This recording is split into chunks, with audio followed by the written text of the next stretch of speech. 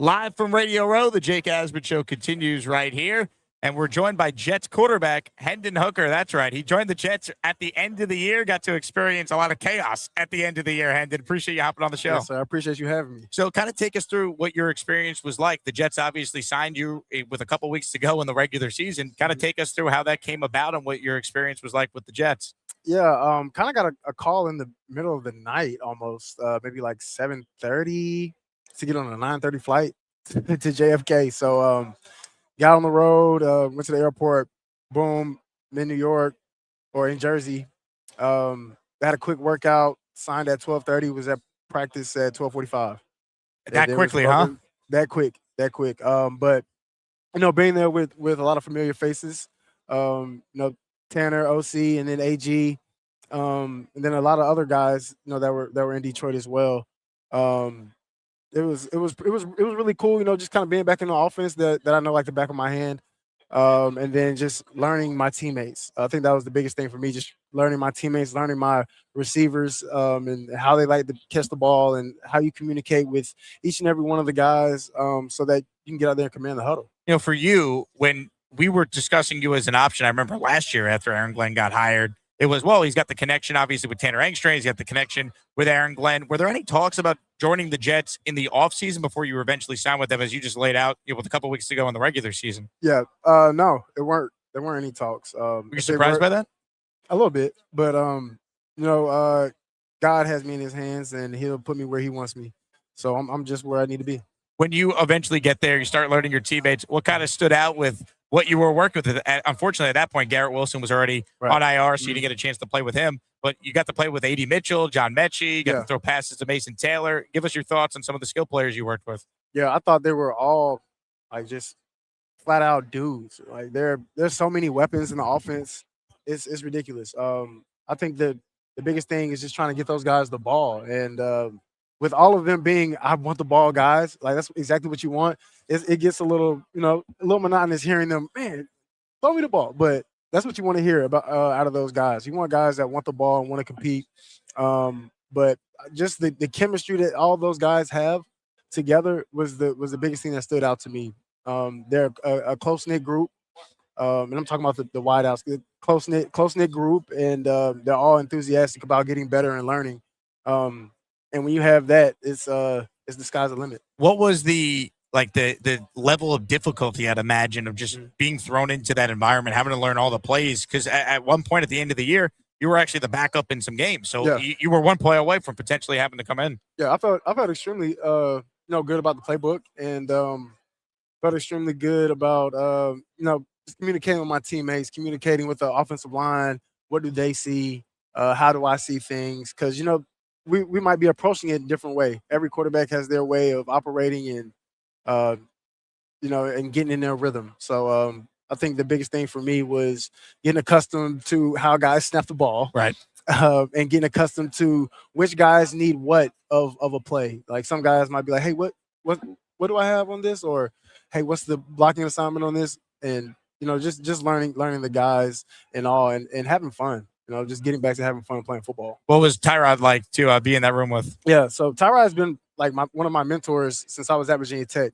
So I had a great relationship with Tyrod. I see him all the time in the summer. So it was really cool to be in a room with him and just kind of spitball ideas or spitball what he sees, what I see, what has he done in previous offenses, what I've done in another offense.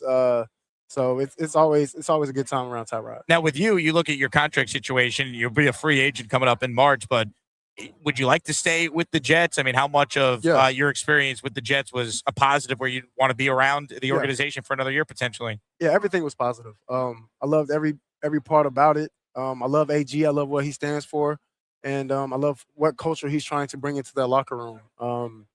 Then on top of that, I got one of my best friends, Tyler Barron, who got hurt. He's there with the Jets. My little cousin Peyton Page plays D tackle. Who knew you had so many connections? Right. So it's cool. It's cool just to be in that environment and have so many people around me. Then I got to play with two of my roommates from college, Raheem Blackshear and Khalil Herbert. So it was a great time there. For you, what do you make of some of the news that's come out with the coaches, right? I mean, the Yeah. quarterback coach you had, Charles London, he's no longer employed by the team. Tanner Engstrand, same thing, your offensive coordinator who you knew. Right.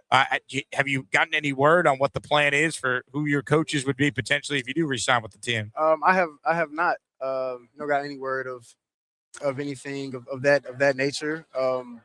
But whoever it is, I would just continue to come in the building and be myself and control the controllables. Hungry to learn from this new mind of the OC or quarterback coach, whoever it may be.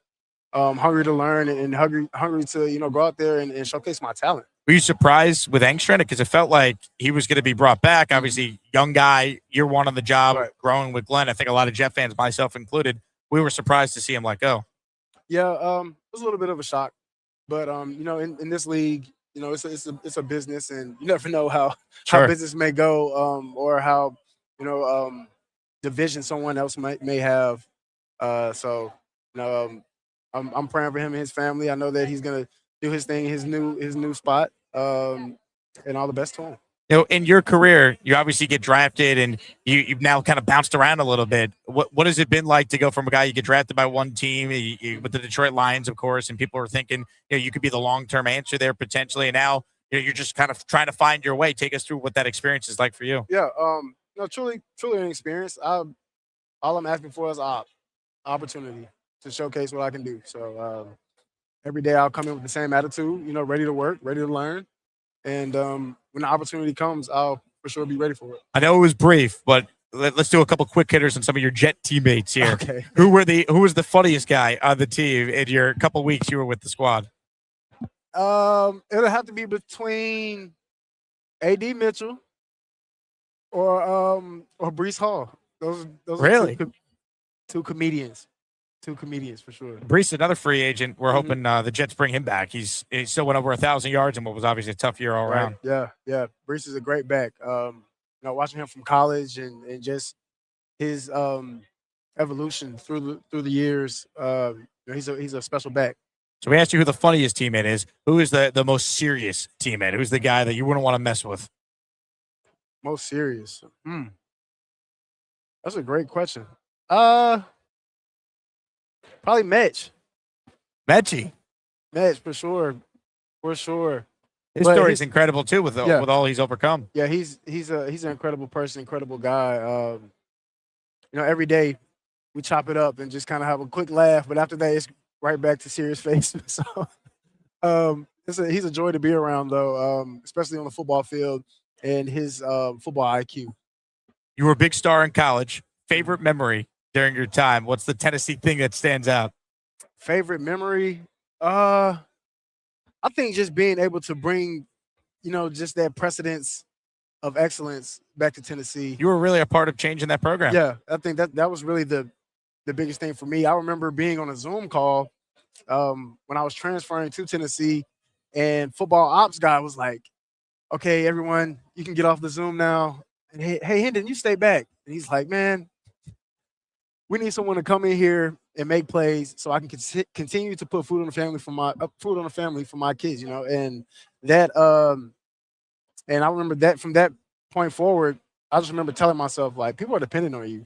So we gotta get this thing going, and that's what kept me motivated through those times at Tennessee. I know you're passionate about a lot of different charitable causes. Can you explain what you're doing all these interviews and what you're in particular promoting here? So working with Stand Together, just trying to bring that goodwill into communities, through literacy for underprivileged kids and any kids in that matter. Really, just trying to motivate them to read a little bit more and reach for the stars. Well, how could people be a part of it? I see here standtogether.org/NFL is a way for every Jet fan out there or any fan of any team to support. But what's the best way for people to get involved and support what you're supporting here? Yeah, I think it all just starts with just finding a kid and kind of asking them, what are your interests, and just kind of trying to guide them, to what they want to do. So I think that is one component that I would say helped me get to where I am. Just having someone, just have a little bit of faith in me or reassure me that this is fathomable. So we'd love to see you be a part of the quarterback room for Yes, another sir. year. Hendon Hooker for the New York Jets with us here. Appreciate you coming on. Thank you. Quick break. Back with more live from Radio Row here in San Fran.